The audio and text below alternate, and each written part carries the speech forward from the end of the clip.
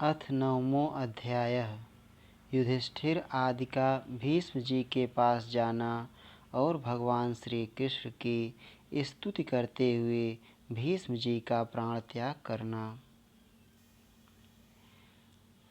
सूत उवाच इति भीतः प्रजाद्रोहात् सर्व अधर्म विवित्सया ततो विनशनं प्रागाद यत्र देवव्रतो अपतत्। सूत जी कहते हैं, इस प्रकार राजा युधिष्ठिर प्रजाद्रोह से भयभीत हो गए।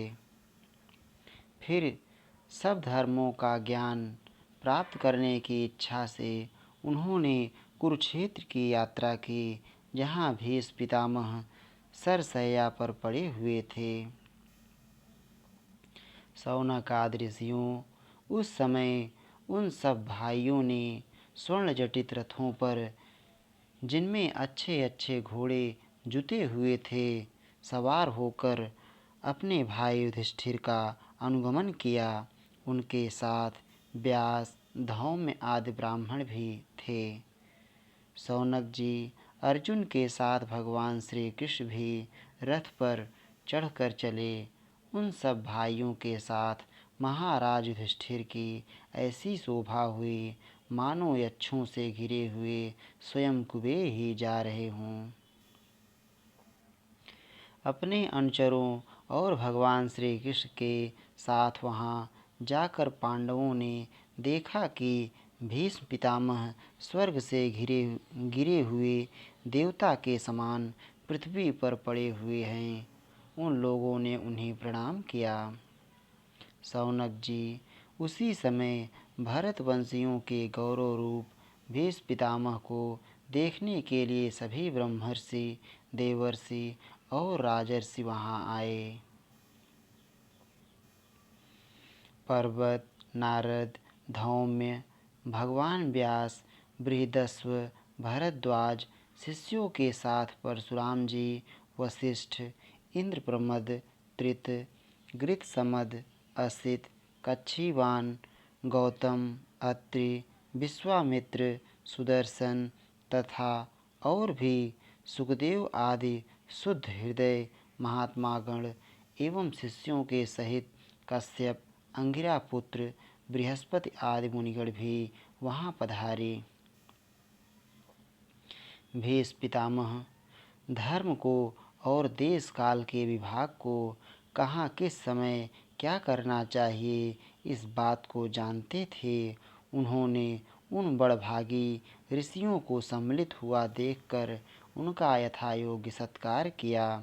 वे भगवान श्री कृष्ण का प्रभाव भी जानते थे, अतः उन्होंने अपनी लीला से मनुष्य का वेश धारण करके वहाँ बैठे हुए तथा जगदीश्वर के रूप में हृदय में विराजमान भगवान श्री कृष्ण की बाहर तथा भीतर दोनों जगह पूजा की।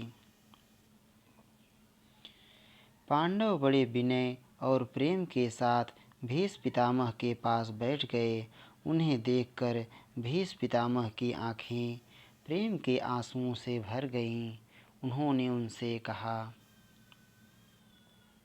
धर्मपुत्रों, हाय हाय, यह बड़े कष्ट और अन्याय की बात है कि तुम लोगों को ब्राह्मण, धर्म और भगवान के आश्रित रहने पर भी इतने कष्ट के साथ जीना पड़ा, जिसके तुम कदापि योग्य नहीं थे। अतिरथी पांडु की मृत्यु के समय तुम्हारी अवस्था बहुत छोटी थी। उन दिनों तुम लोगों के लिए कुंती रानी को और साथ साथ तुम्हें भी बार बार बहुत से कष्ट झेलने पड़े। जिस प्रकार बादल वायु के वश में रहते हैं, वैसे ही लोकपालों के सहित सारा संसार काल भगवान के अधीन है। मैं समझता हूँ कि तुम लोगों के जीवन में ये जो अप्रिय घटनाएं घटित हुई हैं, वे सब उन्हीं की लीला है। नहीं तो जहाँ साक्षात धर्मपुत्र राजा युधिष्ठिर हों, गदाधारी भीमसेन और धनुर्धारी अर्जुन रक्षा का काम कर रहे हों, गांडीव धनुष हो और स्वयं श्री कृष्ण सुहृद हों, भला वहाँ भी विपत्ति की संभावना है। ये काल रूप श्री कृष्ण कब क्या करना चाहते हैं, इस बात को कभी कोई नहीं जानता। बड़े बड़े ज्ञानी भी इसे जानने की इच्छा करके मोहित हो जाते हैं। युधिष्ठिर, संसार की ये सब घटनाएं ईश्वर इच्छा के अधीन हैं। उसी का अनुसरण करके तुम इस अनाथ प्रजा का पालन करो, क्योंकि अब तुम ही इसके स्वामी और इसे पालन करने में समर्थ हो। ये श्री कृष्ण साक्षात भगवान हैं। ये सबके आदि कारण और परम पुरुष नारायण हैं। अपनी माया से लोगों को मोहित करते हुए ये यदुवंशियों में छिपकर लीला कर रहे हैं। इनका प्रभाव अत्यंत गूढ़ एवं रहस्यमय है। युधिष्ठिर, उसे भगवान शंकर, देवर्षि नारद और स्वयं भगवान कपिल ही जानते हैं, जिन्हें तुम अपना ममेरा भाई, प्रिय मित्र और सबसे बड़ा हितु मानते हो, तथा जिन्हें तुमने प्रेमवश अपना मंत्री, दूत और सारथी तक बनाने में संकोच नहीं किया है, वे स्वयं परमात्मा हैं। इन सर्वात्मा, समदर्शी, अद्वितीय, अहंकार रहित और निष्पाप परमात्मा में उन ऊंचे नीचे कार्यों के कारण कभी किसी प्रकार की विषमता नहीं होती। युधिष्ठिर, इस प्रकार सर्वत्र सम होने पर भी देखो तो सही, वे अपने अन्य प्रेमी भक्तों पर कितनी कृपा करते हैं। यही कारण है कि ऐसे समय में, जबकि मैं अपने प्राणों का त्याग करने जा रहा हूँ, इन भगवान श्री कृष्ण ने मुझे साक्षात दर्शन दिया है। भगवत परायण योगी पुरुष भक्ति भाव से इनमें अपना मन लगाकर और वाणी से इनके नाम का कीर्तन करते हुए शरीर का त्याग करते हैं और कामनाओं से तथा कर्म के बंधन से छूट जाते हैं। वे ही देव भगवान अपने प्रसन्न हास्य और रक्त कमल के समान अरुण नेत्रों से उल्लसित मुख वाले चतुर्भुज रूप से, जिनका और लोगों को केवल ध्यान में दर्शन होता है, तब तक यहीं स्थित रहकर प्रतीक्षा करें जब तक मैं इस शरीर का त्याग न कर दूं। सूत जी कहते हैं, युधिष्ठिर ने उनकी यह बात सुनकर सरसैया पर सोए हुए भीष्म पितामह से बहुत से ऋषियों के सामने ही नाना प्रकार के धर्मों के संबंध में अनेकों रहस्य पूछे। जब तत्ववेत्ता भीष्म पितामह ने वर्ण और आश्रम के अनुसार पुरुष के स्वाभाविक धर्म और वैराग्य तथा राग के कारण विभिन्न रूप से बतलाए हुए निवृत्त और प्रवृत्त रूप द्विविध धर्म, दान धर्म, राजधर्म, मोक्ष धर्म, स्त्री धर्म और भगवत धर्म, इन सब का अलग अलग संक्षेप और विस्तार से वर्णन किया।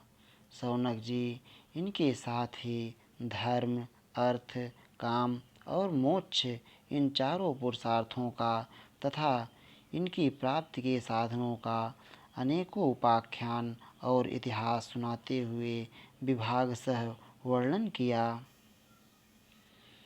भीष्म पितामह इस प्रकार धर्म का प्रवचन कर ही रहे थे कि वह उत्तरायण का समय आ पहुँचा, जिसे मृत्यु को अपने अधीन रखने वाले भगवत परायण योगी लोग चाहा करते हैं। उस समय हजारों रथियों के नेता भीष्म पितामह ने वाणी का संयम करके मन को सब ओर से हटाकर अपने सामने स्थित आदि पुरुष भगवान श्री कृष्ण में लगा दिया। भगवान श्री कृष्ण के सुंदर चतुर्भुज विग्रह पर उस समय पीताम्बर फहरा रहा था। भीष्म जी की आंखें उसी पर एकटक लग गईं। उनको शस्त्रों की चोट से जो पीड़ा हो रही थी वह तो भगवान के दर्शन मात्र से ही तुरंत दूर हो गई तथा भगवान की विशुद्ध धारणा से उनके जो कुछ अशुभ शेष थे वे सभी नष्ट हो गए। अब शरीर छोड़ने के समय उन्होंने अपनी समस्त इंद्रियों के वृत्ति विलास को रोक दिया और बड़े प्रेम से भगवान की स्तुति की। भीष्म जी ने कहा, अब मृत्यु के समय मैं अपनी यह बुद्धि जो अनेक प्रकार के साधनों का अनुष्ठान करने से अत्यंत शुद्ध एवं कामना रहित हो गई है, यदुवंश शिरोमणि अनंत भगवान श्री कृष्ण के चरणों में समर्पित करता हूँ, जो सदा सर्वदा अपने आनंदमय स्वरूप में स्थित रहते हुए ही कभी विहार करने की लीला करने की इच्छा से प्रकृति को स्वीकार कर लेते हैं, जिससे यह सृष्टि परंपरा चलती है। जिनका शरीर त्रिभुवन सुंदर एवं श्याम तमाल के समान सांवला है, जिस पर सूर्य रश्मियों के समान श्रेष्ठ पीताम्बर लहराता रहता है और कमल सदृश मुख पर घुंघराली अलकें लटकती रहती हैं, उन अर्जुन सखा श्री कृष्ण में मेरी निष्कपट प्रीति हो। मुझे युद्ध के समय की उनकी वह विलक्षण छवि याद आती है। उनके मुख पर लहराते हुए घुंघराले बाल घोड़ों की टाप की धूल से मटमैले हो गए थे और पसीने की छोटी छोटी बूंदें शोभायमान हो रही थीं। मैं अपने तीखे बाणों से उनकी त्वचा को बींध रहा था। उन सुंदर कवच मंडित भगवान श्री कृष्ण के प्रति मेरा शरीर, अंतःकरण और आत्मा समर्पित हो जाएं। अपने मित्र अर्जुन की बात सुनकर जो तुरंत ही पांडव सेना और कौरव सेना के बीच में अपना रथ ले आए और वहां स्थित होकर जिन्होंने अपनी दृष्टि से ही शत्रु पक्ष के सैनिकों की आयु छीन ली, उन पार्थ सखा भगवान श्री कृष्ण में मेरी परम प्रीति हो।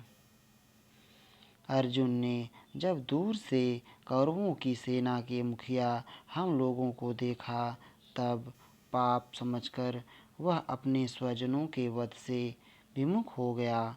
उस समय जिन्होंने गीता के रूप में आत्मविद्या का उपदेश करके उसके सामयिक अज्ञान का नाश कर दिया, उन परम पुरुष भगवान श्री कृष्ण के चरणों में मेरी प्रीति बनी रहे। मैंने प्रतिज्ञा कर ली थी कि मैं श्री कृष्ण को शस्त्र ग्रहण कराकर छोड़ूंगा। उसे सत्य एवं ऊंची करने के लिए उन्होंने अपनी शस्त्र ग्रहण न करने की प्रतिज्ञा तोड़ दी। उस समय वे रथ से नीचे कूद पड़े और सिंह जैसे हाथी को मारने के लिए उस पर टूट पड़ता है, वैसे ही रथ का पहिया लेकर मुझ पर झपट पड़े। उस समय वे इतने वेग से दौड़े कि उनके कंधे का दुपट्टा गिर गया और पृथ्वी कांपने लगी। मुझ आतताई ने तीखे बाण मार मार कर उनके शरीर का कवच तोड़ डाला था, जिससे सारा शरीर लहूलुहान हो रहा था। अर्जुन के रोकने पर भी वे बलपूर्वक मुझे मारने के लिए मेरी ओर दौड़े आ रहे थे।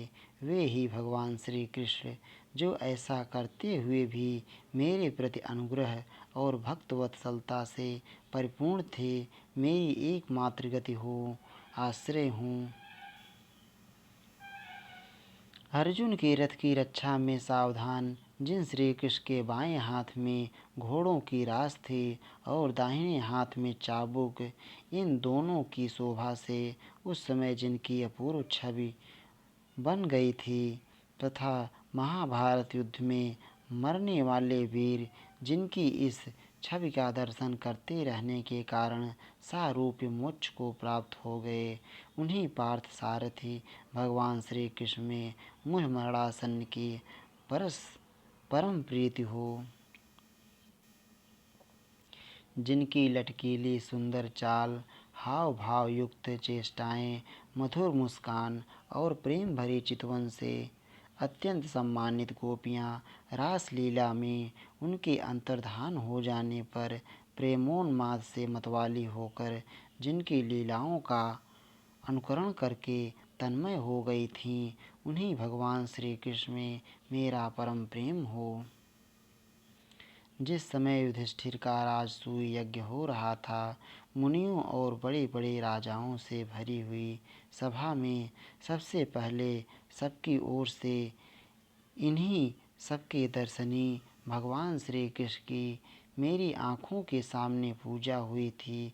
वे ही सबके आत्मा प्रभु आज इस मृत्यु के समय मेरे सामने खड़े हैं। जैसे एक ही सूर्य अनेक आँखों से अनेक रूपों में देखते हैं, वैसे ही अजन्मा भगवान श्री कृष्ण अपने ही द्वारा रचित अनेक शरीरधारियों के हृदय में अनेक रूप से जान पड़ते हैं। वास्तव में तो वे एक और सबके हृदय में विराजमान हैं ही। उन्हीं इन भगवान श्री कृष्ण को मैं भेद भ्रम से रहित होकर प्राप्त हो गया हूँ। सूत जी कहते हैं, इस प्रकार भीष्म पितामह ने मन, वाणी और दृष्टि की वृत्तियों से आत्मस्वरूप भगवान श्री कृष्ण में अपने आप को लीन कर दिया। उनके प्राण वहीं विलीन हो गए और वे शांत हो गए। उन्हें अनंत ब्रह्म में लीन जानकर सब लोग वैसे ही चुप हो गए, जैसे दिन के बीत जाने पर पक्षियों का कलरव शांत हो जाता है। उस समय देवता और मनुष्य नगारे बजाने लगे। साधु स्वभाव के राजा उनकी प्रशंसा करने लगे और आकाश से पुष्पों की वर्षा होने लगी। शौनक जी, युधिष्ठिर ने उनके मृत शरीर की अंत्येष्टि क्रिया कराई और कुछ समय के लिए वे शोकमग्न हो गए। उस समय मुनियों ने बड़े आनंद से भगवान श्री कृष्ण की उनके रहस्यमय नाम ले लेकर स्तुति की। इसके पश्चात अपने हृदयों को श्री कृष्णमय बनाकर वे अपने अपने आश्रमों को लौट गए। तदनंतर भगवान श्री कृष्ण के साथ युधिष्ठिर हस्तिनापुर चले आए और उन्होंने वहाँ अपने चाचा धृतराष्ट्र और तपस्विनी गांधारी को ढांढस बंधाया। फिर धृतराष्ट्र की आज्ञा और भगवान श्री कृष्ण की अनुमति से समर्थ राजा युधिष्ठिर अपने वंश परंपरागत साम्राज्य का धर्मपूर्वक शासन करने लगे। इति श्रीमद्भागवते महापुराणे पारमहंस्यां संहितायां प्रथमस्कन्धे युधिष्ठिरराज्य प्रलम्भो नाम 9वां अध्यायः। श्री राधा वल्लभ लाल की जय।